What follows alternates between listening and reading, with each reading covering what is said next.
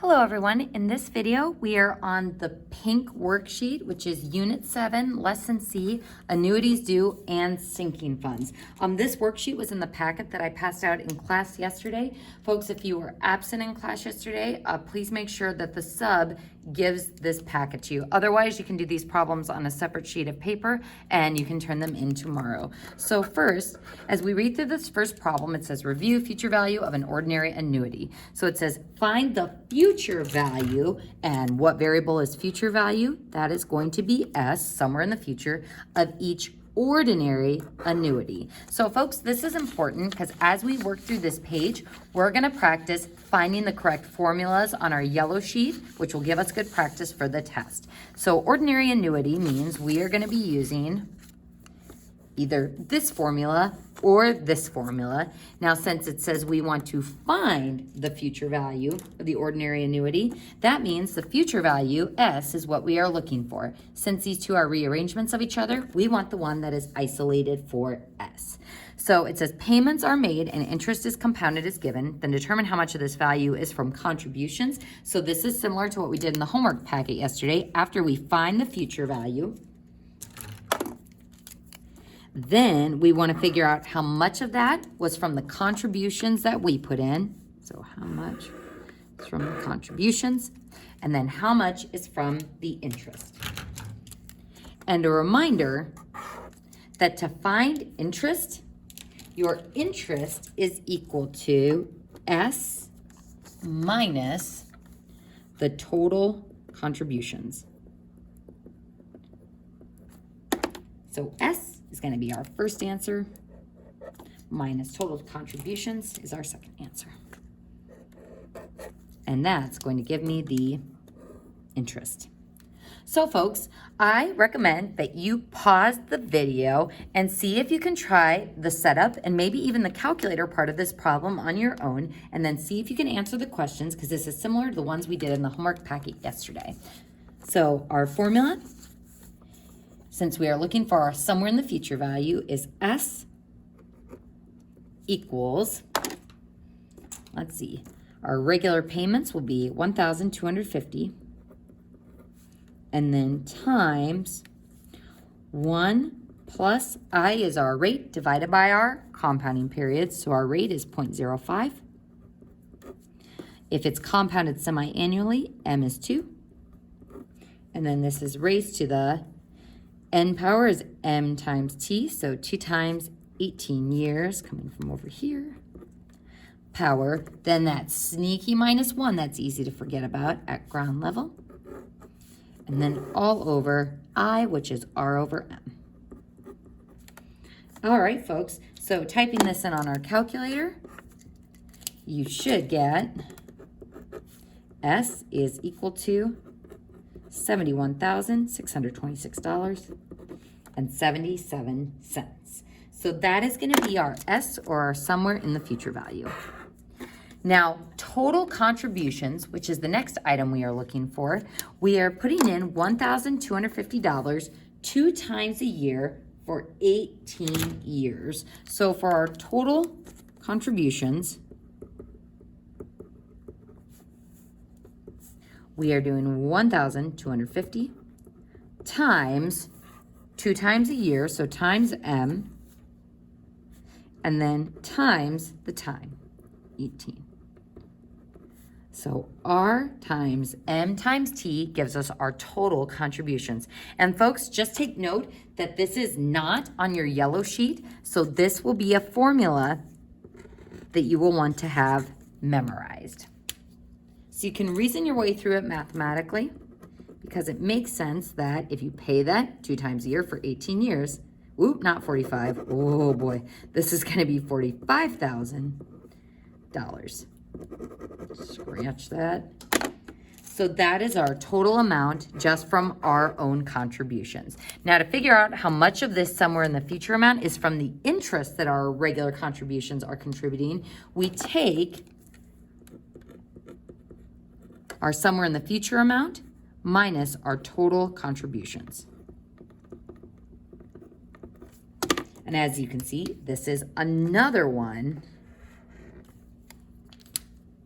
that is not explicitly on the formula sheet, so you will need to know this one as well. So when we take $71,626.77 minus this one, we get a total interest of $26,626.77. So those are our three answers for that one. Now, in the next problem, we are looking at annuities due. Remember, for annuities due, payments are made at the beginning of each period. So future value is what we are looking for of an annuities due. And assume that the interest is compounded annually, so that means an M of 1. But on this problem, we're finally encountering something different. We are given the regular payments, and we are actually given our I and our N values, which will allow us to use the formula that is directly on our formula sheet. So let's go to this annuities due formula. Payment at the beginning. And we can see that our S is what we will be looking for, or somewhere in the future amount. The regular payments are $1,700, that's our R. Then bracket 1 plus our I value is 0.04. So notice, since it's not given to us as a percent, that is the working decimal, and we use it as such. So 0.04 raised to the N, 15 plus 1 minus 1 all over our I, which is 0.04. And don't forget the minus R, which, not minus R, minus $1,700. So folks, I would say that's one of the tougher things about this. And sometimes students will even have it written in their work, but will forget to do it on their calculator. So again, folks, on these problems, you will be getting credit for showing the initial setup and then being able to do it on your calculator. So folks, I will give you a moment to try this one on your own, to enter it in on your calculator. So go ahead and pause the video and see what you get when you plug it into your calculator. You should be getting $35,401.70. And that is what that will be worth somewhere in the future. In our next problem, we are going to be going over sinking funds, which is the new stuff that we started today. So find the amount of each payment. So we're looking for R here, those regular payments, to be made into a sinking fund so that enough will be present to accumulate to the following amount. So we want it to accumulate to a certain amount somewhere in the future. So payments are made at the end of each period. That end of each period tells me that this is going to be an ordinary annuity. Ordinary annuity. And that helps me narrow down which formulas I'm going to be using. So $8,500, this is what we want it to accumulate to. So it is a little confusing because it says find the amount of each payment to be made into a sinking fund so that enough will be present to accumulate to the following amount. So present as in being here, not the present value. What we're really looking for is accumulating after a certain amount of time to the following amount. So we are given S there. So S is my $8,500. The money earns 8%, so 0.08, compounded annually, so M is 1. And there are 7 annual payments, so T is 7. So we know we're dealing with an ordinary annuity, and since we are looking for R, we're going to be using that sinking fund equation. So R is equal to, I'm going to start to the right here, so R is equal to my S, which is the 8,500, times I, which is our R over M, so 0.08 over 1, and then all over 1 plus I, which is R over M again, so 0.08 over 1, raised to the N, which is the MT power, minus 1. All right, folks, so for these sinking fund problems, and again, be careful about this minus 1 on the bottom, the whole goal is to do the top of the fraction, then the bottom of the fraction, and then divide those two. Now, this one wouldn't be as bad to do in one fell swoop, and I can show you how to do that. If I wanted to do the top, 8,500 times 0.08, then divided by parentheses to enclose the bottom, and then another parenthesis for the stuff being raised to the power. So 1 plus 0.08 raised to the 7th, and then arrow over to escape your exponent, -1, close off the parenthesis, and that gives us a regular payment of $952.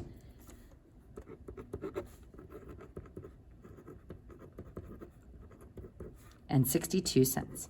Making sure you're rounding appropriately and always including your $ for your unit there. Now, folks, if you didn't like having to do a bit more with parentheses, we could do it in a couple of steps, just like we did in the notes. So 8,500 times 0.08, there's the top of the fraction. Bottom of the fraction, then arrow over to do the -1 at ground level, and then top of the fraction divided by the bottom of the fraction, and that gives us the exact same amount. So I don't care how you enter it in on your calculator, but be careful if you're choosing to do it in one fell swoop with parentheses. So that gives us our R, our regular payment. So on number 4, it says you are saving for a new car and want to have $3,500 as a down payment for a car in 18 months. Now, a down payment is usually something you pay right away, but we're not going to make this down payment until 18 months from now. So $3,500 is going to be somewhere in the future since it's 18 months from now. So again, we really have to be careful with the wording and what the question is asking. So if you are investing in an account that pays 4% compounded monthly, how much should you save per month to get to your goal? So how much should you save per month? That means regular amounts we're putting into a savings account every single month. So I'm looking for R, okay? So we're looking for R.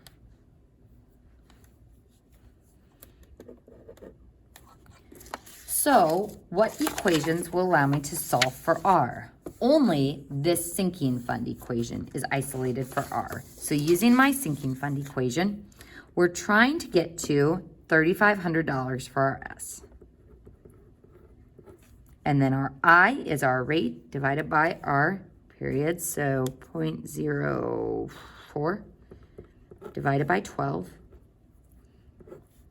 And then all over 1 plus I, 0.04 divided by 12, raised to the 12m times t power. All right, folks, this is super duper important here. I would put a star by this problem because our time is 18 months. And what do we know about time?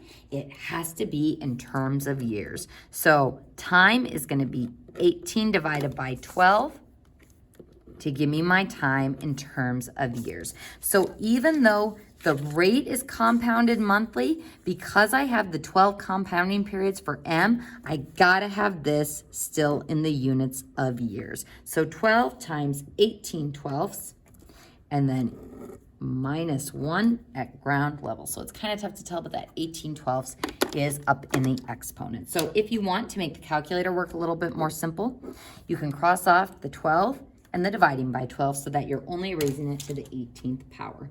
So folks, typing this in on our calculator, again, I recommend you pause the video and try this data entry on your own first. The top of the fraction would be this. The bottom of the fraction would be this.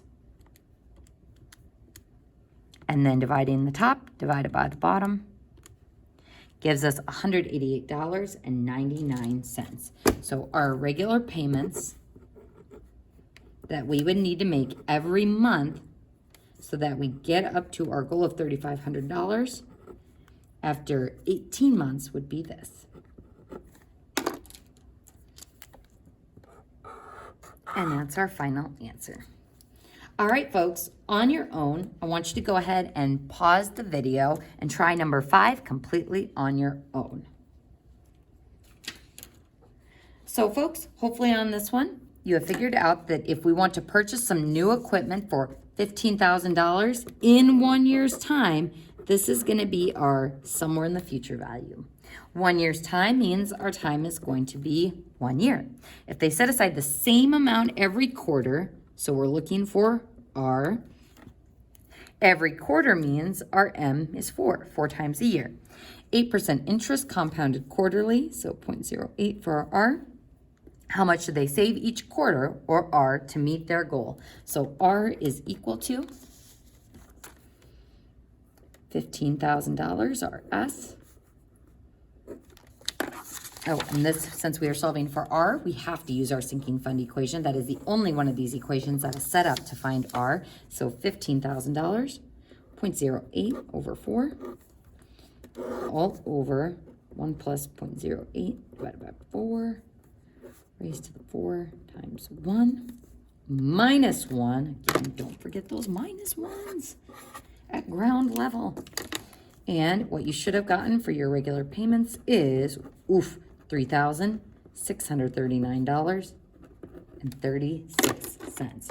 So after 1 year, if they put those in if they put that amount in every quarter with the interest, they will have enough for the $15,000. So folks, what I would like you to do is on the back of this worksheet, we're actually going to do one more problem. So you don't have to write down this problem, but I do want you to show your work here since you will be turning this in probably tomorrow. So it says Colby wants to save $12,000 for a new motorcycle. He will earn 5% quarterly interest over the next 4 years. How much should he save every quarter to meet his savings goal in 4 years' time? So we are looking for how much he's saving every quarter. So we are looking for R. So folks, go ahead and pause the video. Try this one on your own. And now for the reveal. This is what you should have gotten for that one. So that's our general formula setup. That's the only one we can use to solve for R. And that should have given you $682. Make sure you have your dollar sign and 16 cents. What I'd also like you to write on the back of this page is the following. Define what an annuity is. So ordinary or annuities due, doesn't matter, but what is an annuity? Number 2, what's the difference between an ordinary annuity and annuities due? The big difference. And then 3, why would you use a sinking fund, which is what we just used in the last problem. So pause the video and in your own words, write down 3 answers to those questions. For number 1, an annuity is a sequence of equal payments made at equal periods of time. So regular payments. Number 2, ordinary annuity, payments made at the end of each time period. Annuities due, payments made at the beginning. So remember, I said that annuities due is like homework due at the beginning of class. So that's how I remember that one is the beginning. Why would you use a sinking fund? To set up money to pay up a loan, or to take a vacation, or maybe to save up for college. So all good things to use a sinking fund for. So folks, that concludes our pink sheet work, this annuities due and sinking funds worksheet. And that concludes this video.